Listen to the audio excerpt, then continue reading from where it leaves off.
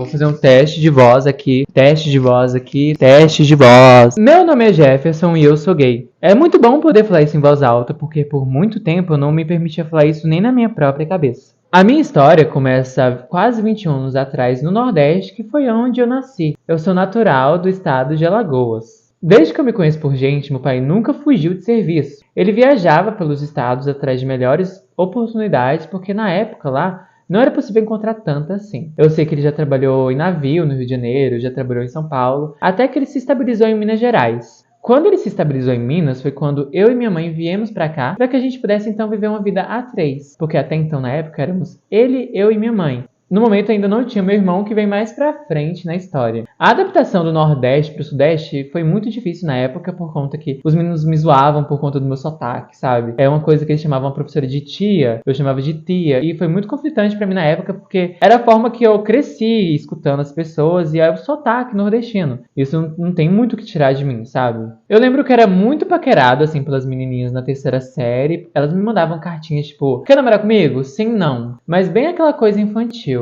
Na época, uma das minhas maiores inseguranças era sem dúvida a minha voz, que era muito fina para ser considerada de menino. Eu lembro que inclusive um dia que ficou muito marcado na minha mente foi quando uma professora substituta no quarto ano me confundiu com a menina por conta da minha voz. A sala toda tá falando e ela falou, nossa, menina, fala mais baixo, um negócio nesse sentido. Eu lembro que isso estragou meu dia por conta que já era uma insegurança e me fez me deixar mais inseguro ainda. Eu nunca entendi muito bem como os meninos gostavam tanto assim de futebol, como eles transpiravam tanto e fediam tanto, porque na minha cabeça nunca fez sentido assim correr atrás de bola loucamente daquele jeito. Entre futebol e queimada, eu sempre preferi uma queimada que era muito mais bacana e vamos ter de confirmar que realmente é, tá? Pra me adaptar com as meninas sempre foi melhor, porque elas eram mais legais, mais comunicativas, então era muito mais bacana conversar com elas do que eles, por exemplo. O papo era totalmente outro e eram opostos, assim, sabe? Quando eu era mais novo, eu lembro que uma das minhas maiores vontades era de ser famoso. Eu fazia umas entrevistas comigo mesmo em casa, na sala de casa, como seriam as entrevistas quando eu tivesse chegado na fama. E eu falava comigo mesmo como entrevistador, e eu lembro de em um dos dias, isso ficou marcado na minha mente, eu fazia uma entrevista fictícia na minha cabeça, e nela eu falava pro entrevistador no sentido de, os meninos sempre me falavam que eu era viadinho, mas eu nunca fui, assim, nesse sentido, porque eu tinha na minha cabeça que era uma coisa ruim pra se ser, sabe? Uma coisa que é muito difícil pra quem é LGBT é porque enquanto a gente tá crescendo como pessoa, enquanto a gente tá se entendendo, muitas vezes tem pessoas que sacam o que você é antes de você. Então, antes de você poder se moldar, se construir, se entender, se proteger, já tem gente tacando pedra. Olha, não fala desse jeito, fala mais firme, tem de ser homem. E tem coisas que ficam marcadas na mente da gente. E tem coisas que fazem com que a gente tenha uma aversão, ou a gente crie uma realidade, ou a gente veja coisas de uma forma negativa. Isso faz com que a gente cresça de certa forma amargurado, ou inseguro, ou com mais dúvidas ainda sobre quem somos. Eu sempre me senti muito atrasado em comparação aos meninos das minhas salas, dos anos escolares e tudo mais. Eu lembro que no sexto ano eles falavam super baixarias, e eu nunca entendia muito bem o que era o que eles falavam. Eu sei que no sexto ano eles falavam no sentido de, é aquilo que sai depois de um tempo, quando você tá com vontade. E eu ficava, gente, eles estão falando de xixi? Eu sempre fui mais amigo das meninas, sempre fez mais sentido ser amigo delas. E na minha sétima série, eu tinha o quê? Umas 3 amigas fiéis. Pra mim sempre foi melhor ter poucas amizades mais sinceras do que ter muitas pessoas ao meu lado, mas que nenhuma me apoia. E elas me apoiavam, do jeito delas na época. Eu sempre gostei muito de leitura e quando eu tava no sexto pro sétimo ano foi quando eu criei uma página no Facebook pra falar sobre Turma da Mônica Jovem, que era a minha revista preferida da época, do momento, assim, eu amava. E eu fiz uma página no Facebook chamada Denise e Seus Babados. E nessa página do Facebook eu falava sobre a revista, trazia teorias, fazia uns edits, assim. Denise é uma das personagens da Turma da Mônica e é tipo uma mulher viado, sabe? A personagem lá é toda babadeira. Ela é escrita pelo Emerson Abreu, que é um roteirista gay, então assim, tava ali nos meros detalhes, só que eu não sabia ainda, não tinha entendido ainda. Na época existia um grupo no Facebook chamado TMJ Off, que reunia os fãs de Turma da Mônica Jovem. Eu participava desse grupo, a gente tinha um grupo de amigos virtuais chamado Família Waters. Inclusive eu tenho várias redes sociais até hoje que tem um Waters no nome, porque no caso esse era o sobrenome da família virtual que a gente criou pra gente.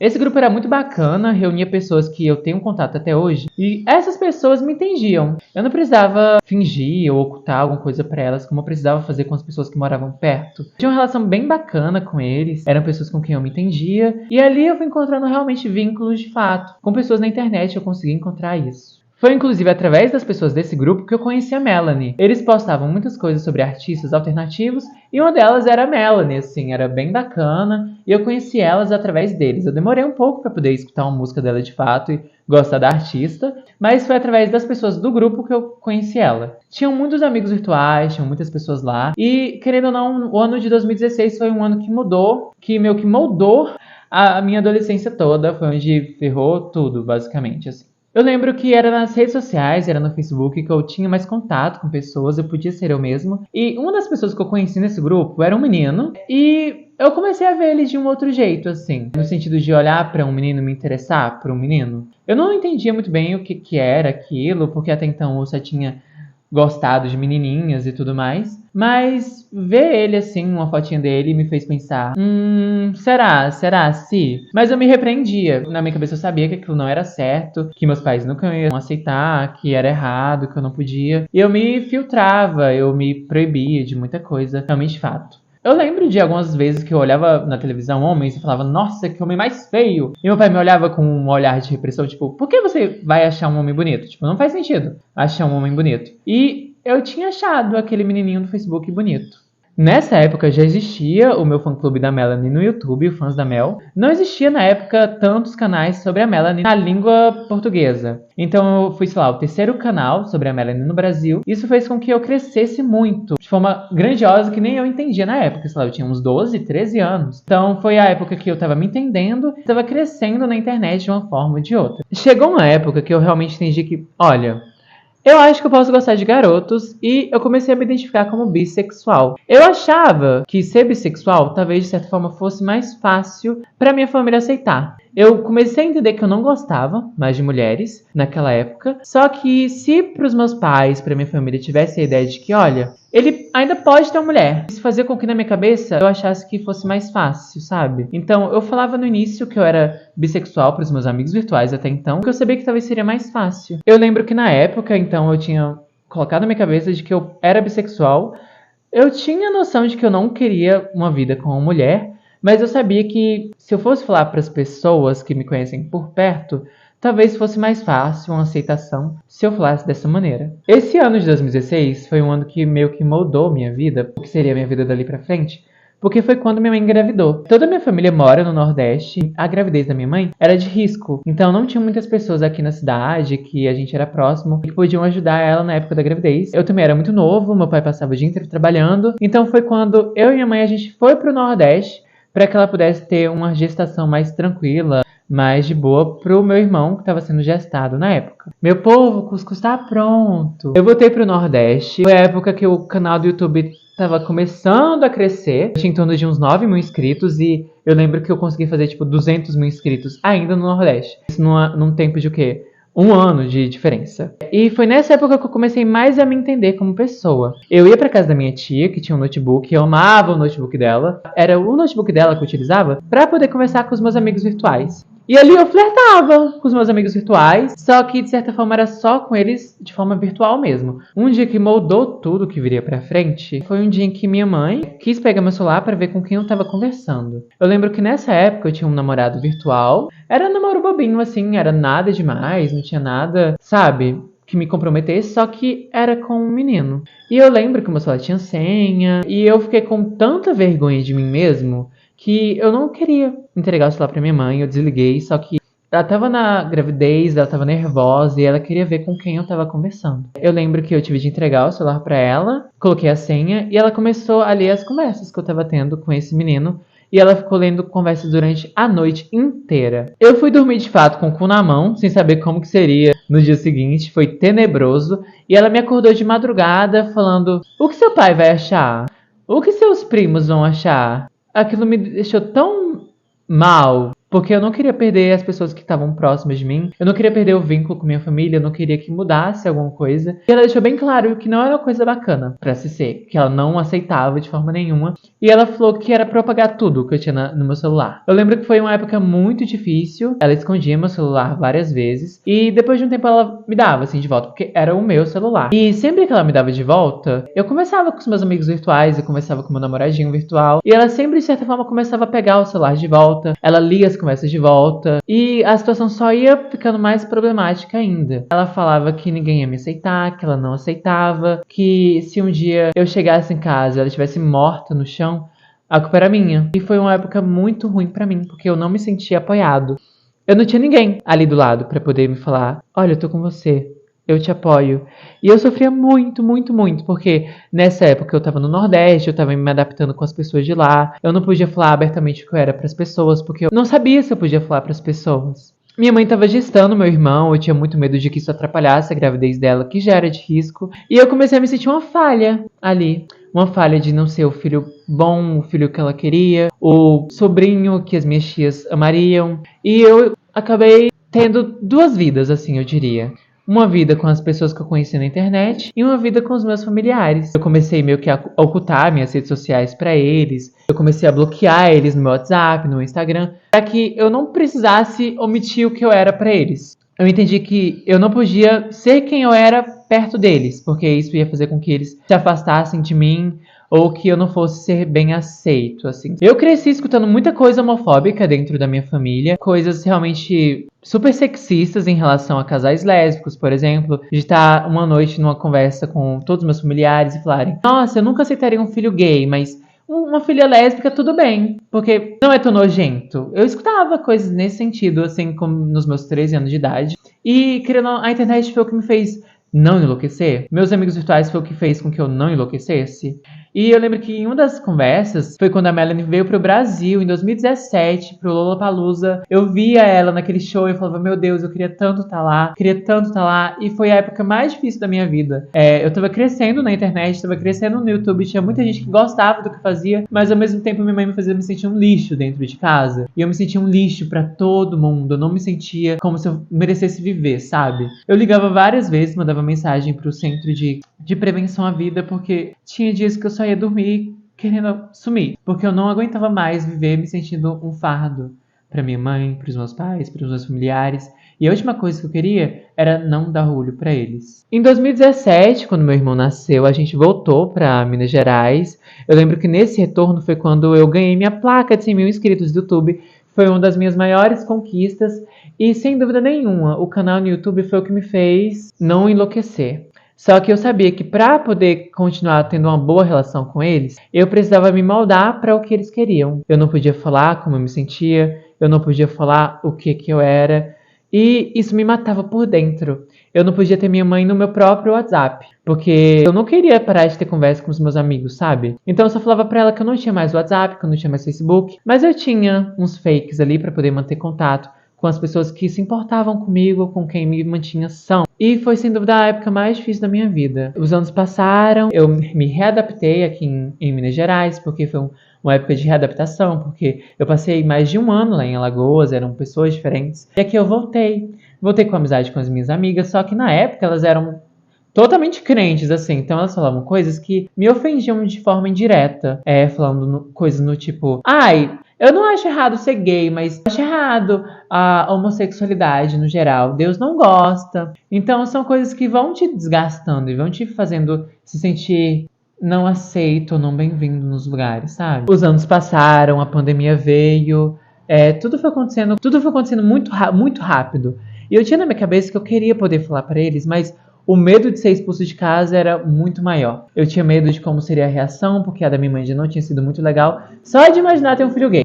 Eu lembro que em algumas vezes, em algumas conversas lá no Nordeste, ela falava com uma tia minha que ela preferia ter um filho drogado ou um filho que roubava do que ter um filho gay. Eu sabia que era uma vergonha pra ela ter um filho como eu.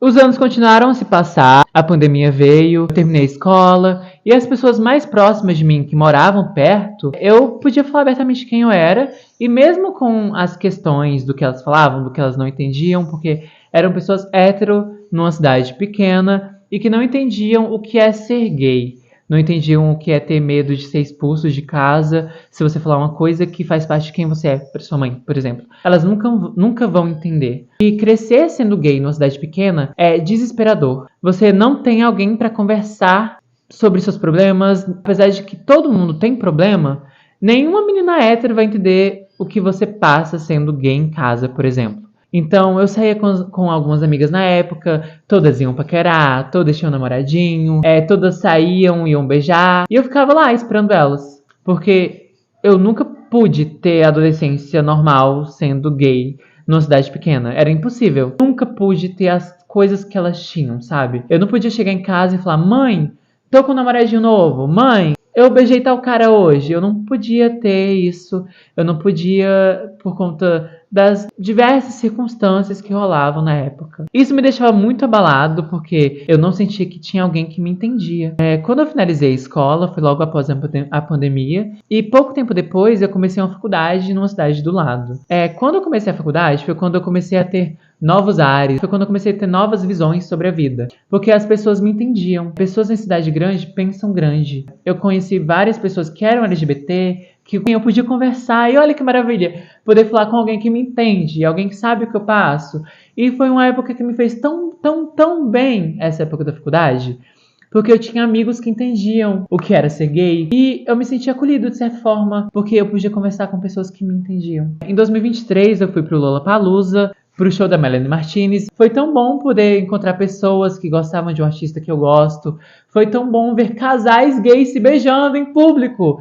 Eu nunca tinha visto até então, tipo, tantos casais assim, se beijando, podendo ser quem eram. E eu nunca pude ter alguma coisa nesse sentido na minha vida. Mas só que eu olhava com um olhar de admiração, de tipo, eu posso ter isso? Eu mereço ter isso, sabe? Isso foi criando novas perspectivas de futuro pra mim. Eu queria muito me assumir pros meus pais, só que eu não tinha um gás pra isso. Eu tinha muito medo do que viria após isso. Eu tinha muita insegurança do que podia vir a partir disso. E eu era muito inseguro também. Como que é se relacionar com um outro cara? Como é o corpo de um outro cara? Eu não sei. Eu não sei como é beijar um outro cara. Eu não sei como que é isso tudo. Eu não sei como é que é esse mundo. Então eu sempre me senti muito atrasado em relação às outras pessoas ao meu redor. Ninguém nunca me entendia. A faculdade me ajudou, as pessoas me ajudaram. Depois que eu fiz minha viagem para São Paulo, foi quando eu comecei a sair mais, poder me divertir mais, poder amigar mais, poder conhecer mais pessoas. Na faculdade a gente tinha um grupo dos gays, sabe? Sempre no intervalo a gente reunia e conversava. Era trans, era gay, era bissexual, era tudo, tudo, tudo. E ali eu me senti incluso. E faz total diferença ter pessoas que te entendem. Em 2024 foi quando minha vida mudou totalmente. Eu conheci um cara que mudou toda a perspectiva de vida que eu tinha tido até então. A gente se conheceu da melhor forma possível e desde o primeiro dia ele mudou minha vida por completo. Ali eu entendi que eu podia ter um namorado, que eu podia ter uma relação, que eu podia me sentir completo, me sentir bem-vindo, me sentir bem com outra pessoa. Isso mudou toda a minha perspectiva de vida. Isso fez com que eu criasse coragem de falar para os meus pais que sim, pai, eu namoro um cara e eu sou gay. E claro que no início a resposta deles, assim, é meio morna, não te dá muita certeza. Mas com o tempo, eles deixaram muito claro que sim, eles me aceitam. Minha mãe, que há tantos anos atrás falava que era uma vergonha ter um filho dela, poucos dias depois de eu ter falado que eu era gay e namorava um cara, ela chorou, me abraçou e falou que me aceitava. E é muito difícil passar por todos os percalços de ser LGBT, porque nem sempre a gente tem uma família que apoia a gente. Eu, por muitos anos, não senti apoio, não tive apoio dos meus pais, e eu cresci muito triste. Eu fui um adolescente muito triste. Eu pensava em formas de morrer, em formas de não viver mais, porque eu não sentia que eu merecia. Eu não preciso ter vergonha de quem eu sou, e eu também não preciso da aceitação deles para ser quem eu sou. Eu preciso me aceitar. Isso é o que importa, de fato. Eles aceitando ou não, apesar de eu amar muito, é um mero detalhe, porque eu tenho que estar feliz com quem eu sou, eu tenho que ser feliz com a minha vida, e eu tenho que me aceitar em primeiro lugar, acima de tudo. É muito difícil, mas saiba que você não está sozinho. Existem muitas pessoas que estão com você, que passam pelas mesmas coisas que você. Você não tem que sentir vergonha por ser quem você é. A gente cresce achando que a gente é uma falha. Mas por que o amor tem que ser visto como uma coisa tão ruim? É tão bom ser amado, sabe? É tão bom se sentir amado. É uma coisa que tanta pouca pessoa consegue experienciar. O amor é uma coisa tão bonita. Não deve ser nunca ser tida como uma coisa ruim. Saiba que se você passa por uma coisa ruim em relação à sua sexualidade, se você não se sente aceito na sua própria casa, se você sente que as coisas não vão para lugar nenhum, calma. Tudo isso vai passar. Você é dono da sua própria vida, você vai conseguir sair dessa situação ruim que você se encontra e dias melhores virão. Você não tá sozinho, Você é uma pessoa linda que merece tudo de bom na sua vida, independente do que te falem. A verdade é que você é totalmente válido de amor. Se alguém algum dia fez com que você sentisse que você não era, fez com que você se sentisse como uma falha só por existir, isso diz mais sobre eles do que sobre você. Por que amar alguém pode fazer alguém tão infeliz assim? Você passa por um dia difícil hoje? Isso não é o definitivo sobre sua vida inteira. Você merece uma vida feliz e você vai ter a vida que você tanto merece, de verdade. Hoje em dia eu tenho um cara com quem eu me sinto amado, com quem eu posso abraçar, com quem eu posso planejar um futuro. E é uma coisa que o Jefferson, de 13 anos, achava que nunca era possível ter. Eu quero que você saiba que você não tá sozinho. Não tem nada melhor do que você se aceitar e que se foda o que pensam em relação a você, sabe? Você não deve sentir nunca vergonha de amar alguém. Vem cá, baby, me dá um beijinho. Te amo, viu?